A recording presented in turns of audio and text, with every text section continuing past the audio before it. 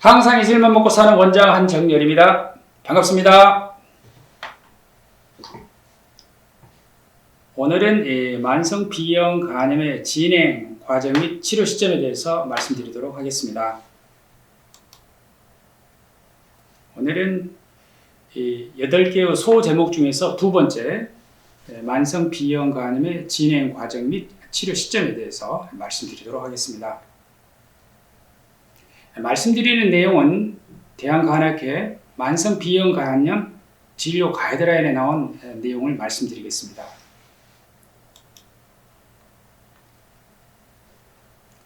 B형 간염은 5개의 단계로 나누어집니다. 그래서 면역 관용기, 이항원 양성 면역 활동기, 면역 비활동기, 이항원 음성 면역 활동기, S항원 제거기 5개의 단계로 나눠지는데 우리가 치료하는 것은 두 번째, 네 번째인 이항원 양성 음성 면역 활동기 때 치료하는 것입니다. 여기서 면역이라고 하는 것은 면역 세포가 바이러스에 대해서 그 뜻입니다. 그래서 면역 세포가 바이러스에 대해서 활동하는 두 번째, 네 번째 단계는 치료를 해야 되고요. 이 시기는 간염에서 간경변으로 진행할 수 있는 시기이기 때문에 항바이러스가 꼭 필요한 시기가 되겠습니다. 간염에서 간경변으로 진행하게 되면 우선 간경변은 모든 간 질환의 최종 종착역입니다. 그리고 나면 여기서 이제 간암이 잘 생기기 때문인데요.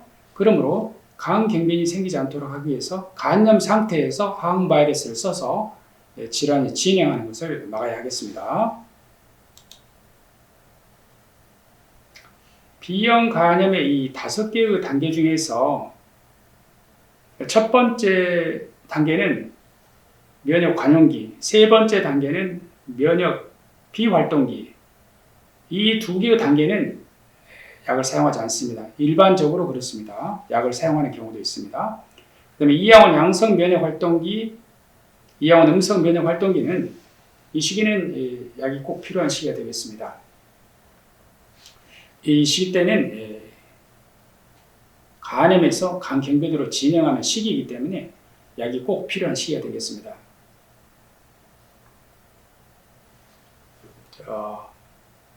이항원 양성 면역 활동기하고 이항원 음성 면역 활동기 때는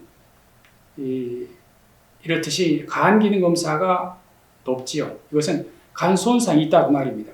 그래서 간 손상이 있고 나면 그 자리에 섬유화가 생기게 됩니다. 섬유화라는 것은 무엇이냐면 우리가 다치잖아요. 다치면 거기서 직물이 나죠. 그 다음에 여기가 딱지가 지죠. 딱지가 떨어지게 나면 흉이 생기죠. 바로 그게 섬유화입니다. 우리가 수술한 자국을 봐도 딱딱한 굳은 살이 생기죠. 그게 섬유화입니다. 화상을 입어도 마찬가지로 딱딱한 살이 생기죠. 우리 몸은 났을 때 전부 다 섬유화로 났습니다.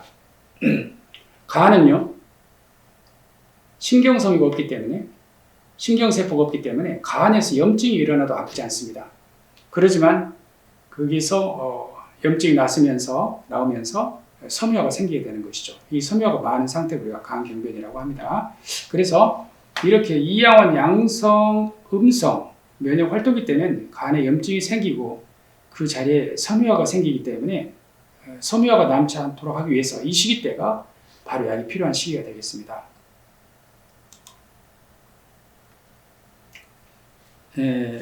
보면은 5개 단계, 이것을 잘 아는 게 매우 중요한데 본인이 치료하는 단계가 어떤 단계인지를 잘 알아야 됩니다.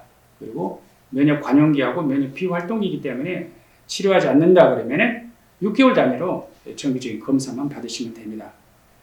그러나 두 번째, 네 번째 단계인 면역 활동기, 이항원 양성 음성 면역 활동기 때는 꼭 치료가 필요한 시기인데 증상이 없기 때문에 치료하지 않아서 질환이 진행할 수가 있습니다. 간염에서 간경변으로, 간경변에서 또 비대상성 간경변이나 간암이 생길 수가 있는 것입니다. 그러므로 본인이 B형 간염이 어떤 단계인지 알아서 6개월 간격으로 관찰만 하면 되는 단계인지, 그렇지 않으면 약을 써야 하는 두 번째, 네 번째 단계인지 그걸 잘 알아야 됩니다. 이것은 본인의 증상으로는 알 수가 없습니다. 검사만으로 알 수 있는데요. 보다시피 면역 관용기하고 이항원 양성 면역 활동기는 이항원이 양성입니다.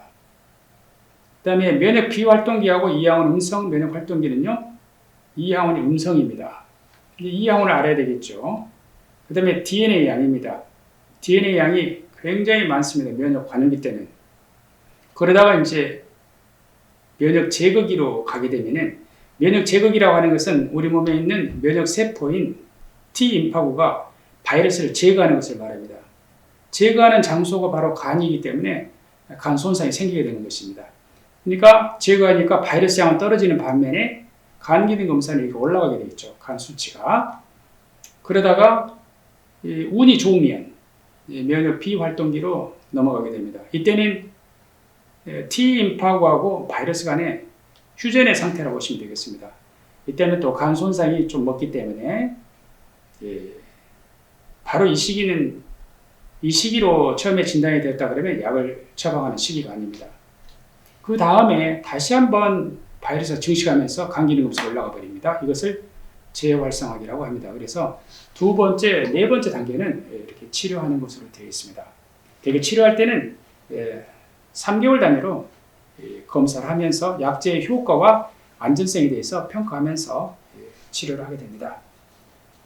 그리고 각각의 모든 단계에서 간염도 있지만은 간경변이 있습니다. 간경변이라고 하는 것은 말씀드린 대로 모든 간염들, B형, C형, 알코올 등 이런 모든 간염들의 최종의 종착지가 바로 간경변이고, 간경변이 오게 되면 이제 간암이 생길 수가 있죠. 그래서 B형 간염 경우에 있어서는, 간경변의 경우에 있어서는요, 바이러스가 혈액에서 나오기만 하면, 일이라도 나오기만 하면 이제는 항바이러스를 써서 치료하게 되어 있습니다. 중한 상태이니까 빨리 치료를 해야 되겠죠. 자, B형 간염 치료를 위해서 필요한 검사들이 있습니다. 조금 전에 보여드린 것처럼 이항원, 이항체를 알아야 되겠죠. 그 다음에 바이러스 양, DNA 바이러스이기 때문에 B형 간염 바이러스 DNA 양을 알아야 되고요. 그 다음에 간 기능 검사입니다. 간 기능 검사, AST, ALT, 감마 GTP로 대변이 되는 간 기능 검사. 그 다음에 이제 간의 상태를 알아야 됩니다. 간염인지, 간경변인지, 또는 비대상성 간경변인지 알아야만이 항바이러스를 사용하는데 알아야 할 내용들입니다. 예를 들어서 간경변이 있으면 금방 말씀드린 거 다 무시하고 바이러스만 나오면 바로 항바이러스를 지금 현재 사용할 수 있게 되어 있습니다. 그래서 이러한 것을 알아야만이 두 번째, 네 번째 단계에서 치료가 필요한 상태인지, 또는 간경변이 있어서 이러한 상태에 무관하게 바이러스가 나오기 때문에 치료를 해야 되는 상태인지를 알려면 혈액 검사를 해야만이 알 수가 있습니다. 본인의 증상으로는 알 수 없습니다.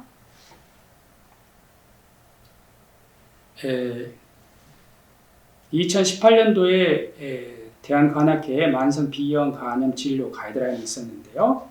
2022년도에 대한간학회 만성 B형 간염 진료 가이드라인이 업데이트가 되었습니다. 2022년 3월 1일 이전에는요, 이전 그 가이드라인에 따라서 치료 대상이 되었던 분들을 보험을 해주었습니다. 항바이러스에 보험이 되는 기준이, 간염의 경우에 있어서는 이항원 양성 면역 활동기의 경우에 있어서는 바이러스 양이 2만 인터내셔널 유닛 이상이면서 간 기능 검사가 80 이상인 경우, 이항원 음성 면역 활동기의 경우에 있어서는 바이러스 양이 2000 인터내셔널 유닛 이상이면서 간 기능 검사가 80 이상인 경우에 보험이 되었고요. 왜냐하면 이전 가이드라인에서 이때 치료한다고 되어 있었기 때문이죠. 그 다음에 대상성 간경변은 바이러스 양이 2000 인터내셔널 유닛 이상인 경우에 치료한다고 되어 있었기 때문에 보험도 그렇게 되어 있었습니다. 그 다음 비대상성 간경변과 간암은 바이러스가 나오기만 하면 바로 치료한다고 되어 있었기 때문에 치료 지침에 따라서 보험이 그렇게 되어 있었습니다. 그런데 2022년도에 대한간학회 만성 B형 간염 진료 가이드라인이 개정이 되었습니다. 이 개정된 내용에 따라서 보험도 달라지게 되었습니다. 그래서 이 달라진 가이드라인에서는 간 경변이 있으면 바이러스가 나오기만 하면 일이라도 바로 항바이러스를 사용한다고 되어 있죠. 그래서 검출되기만 하면 간기능 검사에 무관하게 항바이러스를 씁니다. 마치 비대상성 간경변이나 간암이 있는 사람처럼 그렇게 치료를 합니다. 그 다음에 이양원 양성, 음성 면역 활동기 때는 바이러스 양이 높지만 간 기능 검사가 80 이하인 경우는 보험이 되지 않았습니다. 그런데 2022년도 대한간학회 가이드라인에 따르면 바이러스 양은 높지만 간 기능 검사가 2배 이하인, 그러니까 정상이거나 1 내지 2배인 이런 분들을 회색지대라고 명칭하였고요. 회색지대가 치료가 필요한 군이라고 하였습니다. 그래서 여기를 두 개 군으로 나눌 수가 있겠죠. 간 기능 검사를 일반적으로 40을 정상으로 보기 때문에 40 이하, 또 한 군은 40에서 80 이렇게 두 개의 군으로 나눌 수가 있는데요. 이 중에서 1배에서 2배인 간 기능 검사 40에서 80 여기에 걸린 사람들이 보험이 될 수 있다는 것이죠. 대신에 조건이 있습니다. 섬유화 스캔 검사를 해서 의미 있는 섬유화, 즉 F2 이상일 때 보험을 이제는 보험으로 치료받을 수 있게 되었습니다. 새로 개정된 치료 지침에 따라서 보험 가이드라인이 2023년 3월 1일부터 바뀌었습니다. 가장 큰 변화는 간 경변이 있으면 바이러스만 나오면 약제를 사용할 수 있다는 것이고요.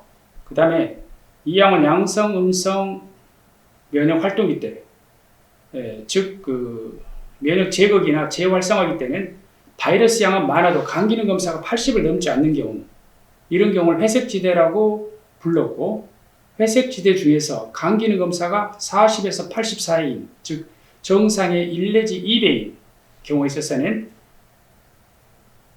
중등도의 염증 또는 의미 있는 섬유화일 때 항바이러스를 처방을 할 수가 있는데요. 우리가 섬유화 스캔으로는 의미 있는 섬유화는 대개 한 7.2점 정도입니다. 그래서 이 7.2점을 넘으면 항바이러스를 보험으로 처방해 드릴 수가 있습니다. 그런데 개선되어야 할 점은 회색지대에 그리면 바이러스 양이 많기 때문에 간 손상이 있을 거다라고 생각이 들죠. 그래서 전체 회색지대 환자들이 다 보험이 되지 못한다는 점은 나중에 아마도 연구를 통해서 결과가 나오면 개선되어야 할 점으로 생각이 됩니다. 그 다음에 정상 간 기능 검사는요, 국민건강보험공단 자료를 이용을 해서 B형 간염이 있는 사람들을 분석을 해보았을 때 간 관련 사망이 증가하는 것이 남자가 34, 여자가 30세 이상이면 간 관련 사망이 증가하는 것으로 나와서 정상은 남자 30세, 여자 30으로 보아야 되는데 보험에서는 남녀 구별 없이 40까지를 정상으로 보기 때문에 정상이 2배에 비면 80 이상, 정상이 1 내지 2배에 비면 40에서 80 사이를 말하는 것입니다. 이러한 것들이 좀 개정이 되어야 할 점으로 보입니다. 그 다음에 항바이러스를 쓰다가 어떤 이유든지 간에 약을 중단해버리면요, 그 중단 기간 6개월이 넘어가 버리면 다시 항바이러스를 쓰고자 할 때는 B형 간염의 그 보험 가이드라인에 맞아야만이 항바이러스를 처방을 받을 수가 있습니다. 그러므로 약을 중단해서는 안 되겠습니다. 오늘은 만성 B형 간염의 진행 과정 및 치료 시점에 대해서 알아보았는데요. B형 간염의 단계가 5가지 단계가 있는데 그 중에서 이양원 양성, 이양원 음성 면역 활동기 두 번째, 네 번째 단계는 간염에서 간경변으로 질환이 진행하는 단계이기 때문에 항바이러스가 필요하고요. 이때 치료치 않을 경우에 있어서는 간경변으로 진행을 합니다. 간경변으로 진행하면 문제는 간염이 잘 생기는 것입니다. 그래서 간염 상태에서 치료해서 질환이 진행하지 않도록 하는 것이 매우 중요합니다. 오늘은 만성 B형 간염의 진행 과정 및 치료 시점에 대해서 말씀드렸습니다. 감사합니다.